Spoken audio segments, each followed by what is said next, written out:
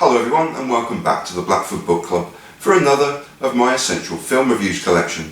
Welcome back. I sincerely thank you for being there.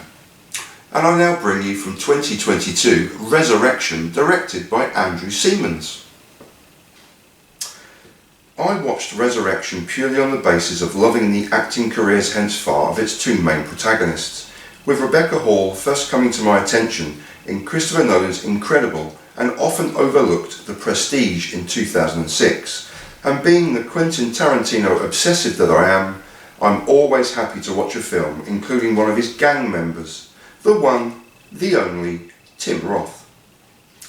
Both provide effortlessly brilliant performances here in a film with an unspeakable reveal that forms the basis of the central theme of the film, and a film that rather disappointed me.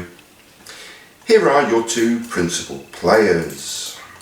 Margaret, Rebecca Hall. From power-suited alpha and controlled dominance within her own bubbled, selfish environment, to an anxiety-riddled mess scared of her own shadow through horrifying glimpses into a long-ago past, Rebecca Hall brilliantly captures the extremes of the emotional spectrum.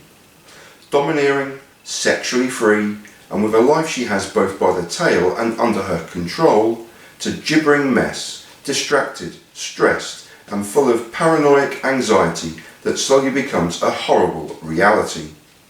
Hall is fantastic as an overbearing mother to Abby, Grace Kaufman, and someone she affectionately calls Smidge, but whom she's also mollycoddling with the same kindness she's been running away from for nearly 20 years.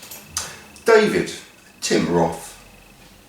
Leaving aside the connections to Quentin Tarantino, may I also heartily endorse Roth's portrayals in last year's brilliant Sundown, or perhaps his horribly brilliant appearance in Tim Burton's reimagining of The Planet of the Apes 2 decades ago.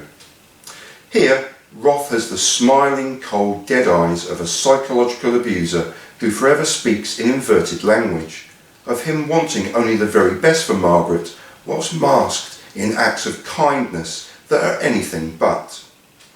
Everything is from his perspective, his control of the situation, his psychological and ritualistic abuse and negative inverted reinforcements that he, and only he alone, can see how majestic and incredible Margaret really is.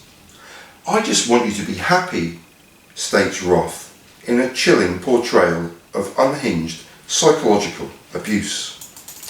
Leaving aside the horrible reveal so early on in the film, and horrifying it certainly is, and the central strand of the continuing psychological abuse, I loved Rebecca Hall's central performance, Roth's shadowy counterpoint, but not even a homage, deliberate or not, to the diner scene in Pulp Fiction could save any affection I had for this film.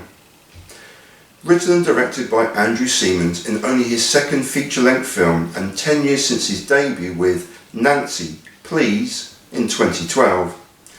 I'll end with the only headline or review I've seen connected to this film, and this comes from the Washington Post.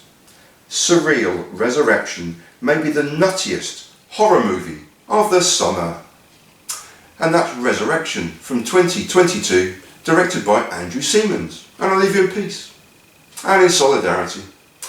And I thank you so much for watching. Peace everyone.